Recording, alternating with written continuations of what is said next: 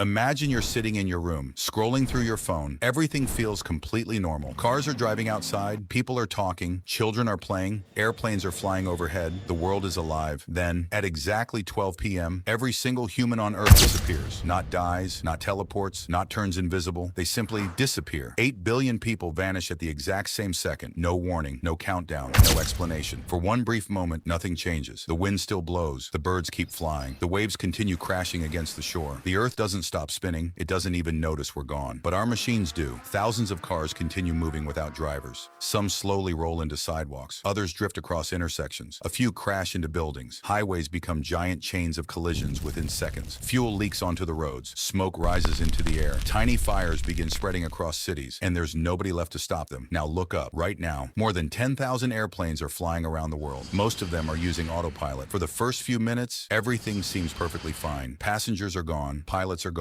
Cabin crew, gone. The planes continue following their programmed routes, but autopilot can only fly. It can't think. It can't land without help forever. As the hours pass, fuel tanks slowly become empty. One by one, engines begin shutting down. Massive aircraft lose altitude. Some glide for miles. Others fall into oceans. Some crash into empty fields. The skies become silent. Across the oceans, cargo ships continue moving. Nobody is steering them. Nobody is watching the radar. Huge container ships drift wherever the currents take them. Some collide with each other. Others run straight into coastlines. Oil tankers strike rocks. Black oil slowly spreads across the sea. The global shipping network collapses in less than a day. Back on land, dogs wait beside front doors. Cats jump onto empty beds. They don't understand why nobody came home. They keep waiting, hour after hour. Inside hospitals, machines continue beeping. Ventilators keep working. Heart monitors flash inside silent rooms. There are no doctors, no nurses, no surgeons. No one answers the alarms. For thousands of patients, time runs out. Meanwhile, power plants continue producing electricity. Most modern stations are highly automated. At first, nothing seems wrong. But every power station eventually needs a human. A warning light appears. A cooling pump slows down. A valve sticks. Normally, an engineer fixes the problem within minutes. Today, nobody comes. One generator shuts down, then another, then another. Entire neighborhoods suddenly lose electricity. Traffic lights stop working. Street lights disappear into darkness. Cell towers begin shutting down. The internet grows slower, then weaker, then silent. Within 24 hours, the connected world you've always known no longer exists. And that's only the beginning. Because while human civilization is slowly collapsing, nature has already begun taking it back. The first animals to notice the silence are the birds. For the first time in centuries, there are no crowds, no traffic, no endless wall of noise. The cities suddenly become peaceful. Pigeons land in the middle of highways. Eagles fly lower than ever before. Even the smallest birds begin exploring places they once avoided. Hours later, larger animals begin appearing. Deer cautiously walk through empty suburbs. Foxes roam quiet neighborhoods. In some parts of the world, bears wander down abandoned streets. Nobody scares them away. Nobody even notices they're there. Then another problem begins. Zoos. Most animals remain trapped behind locked gates, but not all of them. Some enclosures fail. Some fences collapse after accidents. Some automatic doors lose power. Lions, tigers, chimpanzees, elephants suddenly find themselves free inside cities built by humans. Surprisingly, they aren't the biggest danger. The biggest danger is fire. Imagine someone left a candle burning before disappearing, or food cooking on a stove, or a cigarette still burning. Normally, someone would notice. Someone would call the fire department. Today, nobody does. A small kitchen fire spreads into the living room. Minutes later, the entire house is burning. The flames jump to neighboring buildings. Soon, entire city blocks are on fire. Smoke rises thousands of meters into the sky, visible even from satellites orbiting Earth. Meanwhile, millions of refrigerators stop working as electricity disappears. Food begins spoiling. Water pumps shut down. Clean drinking water slowly becomes contaminated. Factories continue running automatically until something fails. Some safely shut themselves down, others don't. Chemical leaks begin poisoning rivers. Toxic gases slowly spread through industrial zones. Oil refineries catch fire. Storage tanks explode. Without humans, small problems become global disasters. Nature doesn't panic.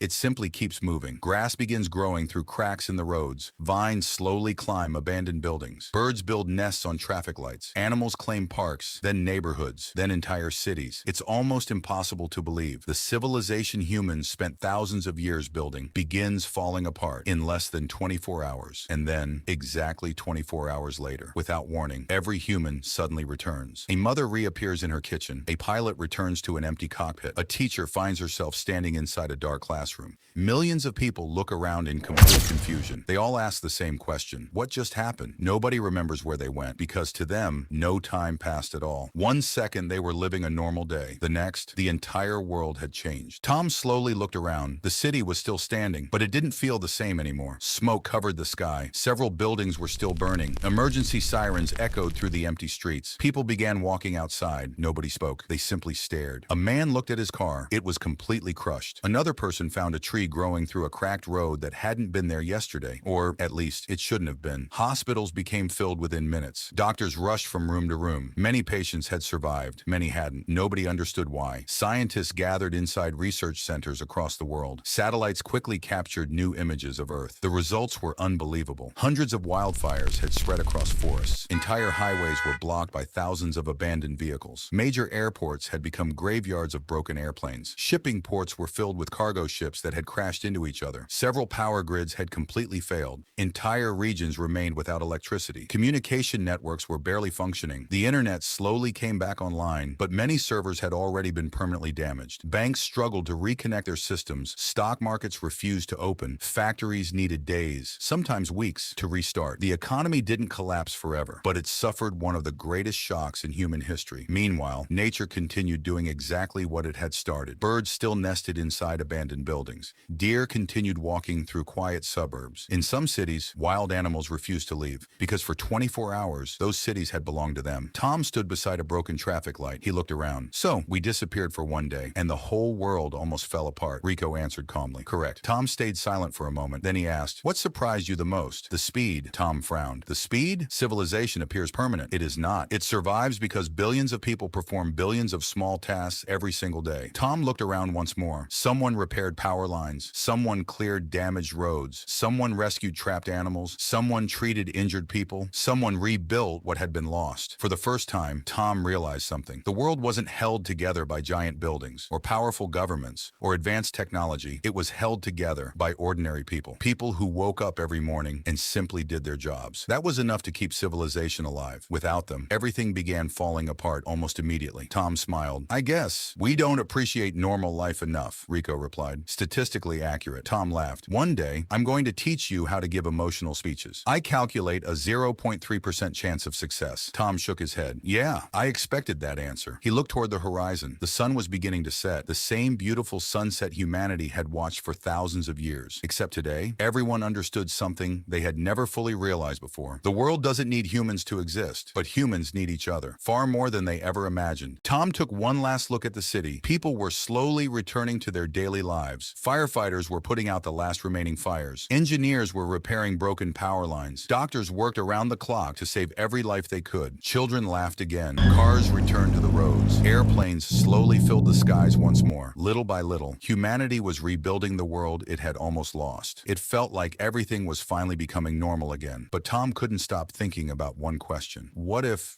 we never came back? Rico answered almost immediately. Earth would continue. Tom looked surprised. Really? Yes, without humans. The atmosphere would slowly become cleaner. Many endangered species would recover. Forests would expand. Cities would slowly be reclaimed by nature. Tom imagined skyscrapers covered with vines, empty highways disappearing beneath forests, bridges collapsing after decades without maintenance, glass towers breaking apart, steel rusting, concrete cracking. Year after year, rain, wind, heat, and plants would erase almost everything humanity had built. 100 years later, many cities would already be unrecognizable. 500 years later, most buildings would be gone. 1,000 years later, only a handful of massive structures would remain. One day, future explorers might discover their ruins, without ever knowing who built them. Tom smiled sadly. We spend our entire lives building a civilization, and nature patiently waits for us to leave. Correct. There was a long silence. Then Tom laughed. You know, I don't think I'll ever complain about going to work again, Rico replied. That statement has been recorded. Tom immediately looked at the screen. Delete it. Request denied. Tom couldn't help but laugh. Some things never change. He looked out of the window one last time. People were helping strangers. Neighbors were cleaning the streets together. Families were hugging each other. For the first time, no one was complaining about traffic. No one was complaining about work. No one was complaining about school. Because after losing the world for just 24 hours, everyone finally understood something. Normal life is actually extraordinary. Tom turned toward the camera. So let me ask you one final question. If every human disappeared tomorrow, what do you think would be the very first thing to happen in your city? Would nature take over? Or would human civilization survive longer than we think? Let us know your answer, because the next what if might be even more unbelievable. Until then, stay curious, and we'll see you in the next adventure. The end.